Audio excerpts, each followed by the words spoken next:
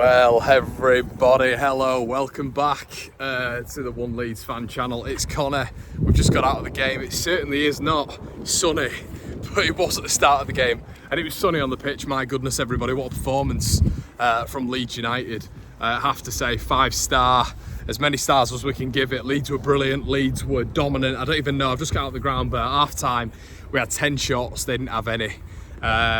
Leeds were brilliant. Leeds were absolutely top tier.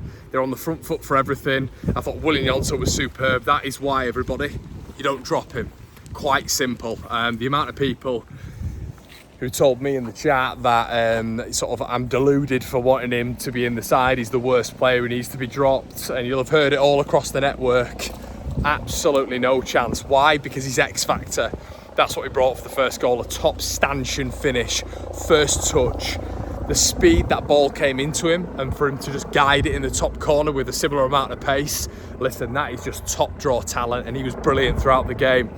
As you can see actually above me, or you can probably hear, there's a helicopter, and that's for the Coventry fans and the Leeds fans.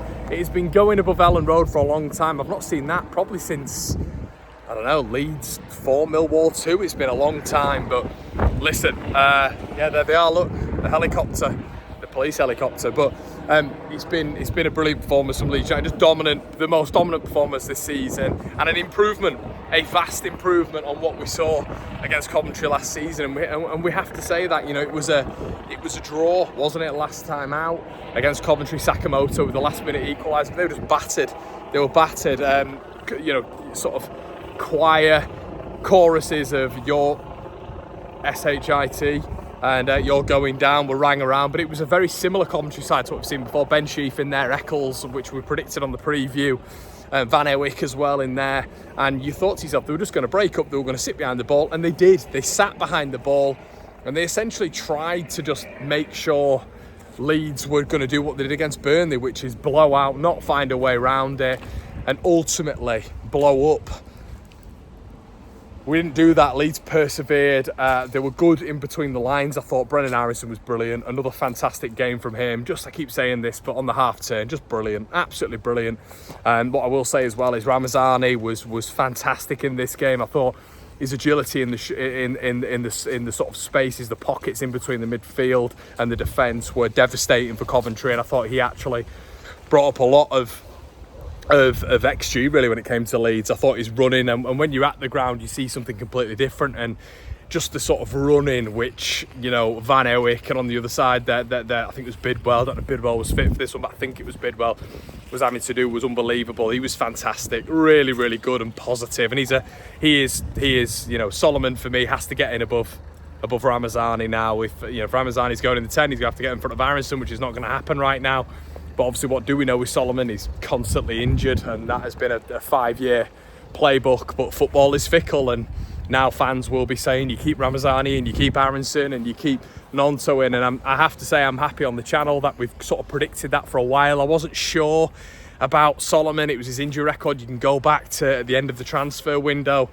But we're poignant without him. We're quick, we're explosive, we're agile, and that front three, it has to be said, the diminutive trio were very, very good today. And I'm a massive fan. Joseph, I thought, did a lot without doing a lot. And when I say without doing a lot, it was obviously him not scoring that goal. But ultimately, he was physical, he was combative, he was athletic, he was dropping deep into that number 10 to receive the ball and link the attack to midfield.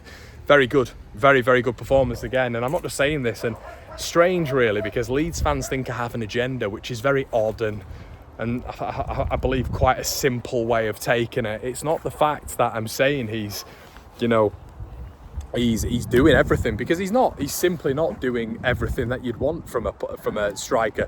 He's not scoring a goal. He's not scoring the goals ultimately, but what he's doing is he's dragging defences out.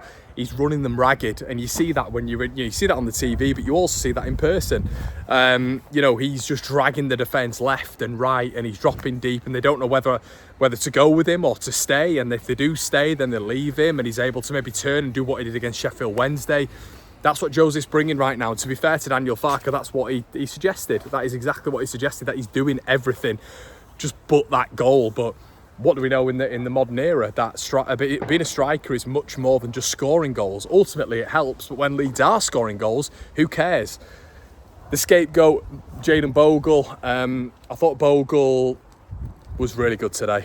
His performance of the season for me so far is Sheffield Wednesday, but I thought today on all fronts he was confident. I thought he was assertive, and he got his goal and I was buzzing for him. It's probably the goal I went the most nuts for because I was just happy for him. You know, he's taken a lot of flack, and replacing someone like Luke Ayling in the long term is very difficult. Ayling, especially under Bielsa, people don't remember him for the Monk and previous. They remember him for the Bielsa. Was yeah, he was exceptional. Bogle's not had that when it comes to working under the great man.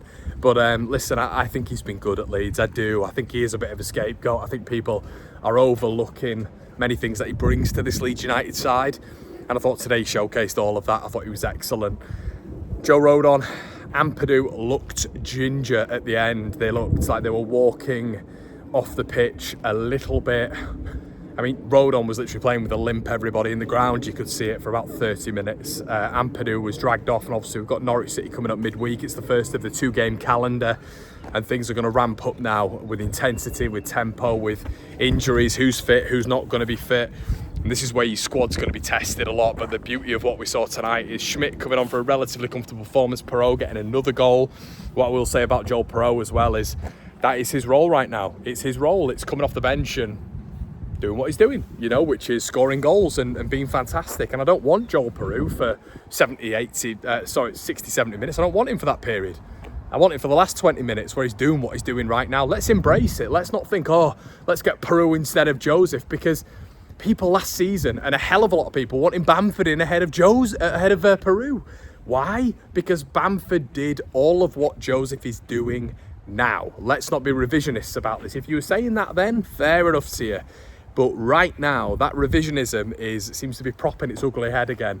Mateo Joseph is doing exactly what we need of him right now. Perrault, yeah, 100% is coming on, he's getting the goals. But let's keep that little combination. Perrault coming off the bench, doing what he does in the last 20 minutes. When teams are tired, we know his weaknesses are for the first 70 minutes, 60, 70 minutes. We all said it last year. We all coined the term Perronymous. There was a reason behind that. So him coming off the bench now, don't change it. When it doesn't need to be fixed right now. It's working. Joseph is grinding them down. He's running them ragged. You see it today when you're at the ground. And yeah, I'm really happy with it ultimately. Leeds completely dominant. Coventry battered. I don't actually know if they had a chance on goal. Like, there was a couple of efforts that went straight into the goalkeeper's hands, but they didn't really look like shots. Were they classified as shots? I can't imagine their XG was anything above 0.10, I should say. Leeds brilliant, completely dominant, fantastic performance of the season for me. Guys, let me know what you think in the comment section below. We're going to be back tonight with Full Time with Connor on a live stream. Come get your thoughts in, we'll get you flashed up. It's been an absolute pleasure. I'll see you in a bit. Cheers.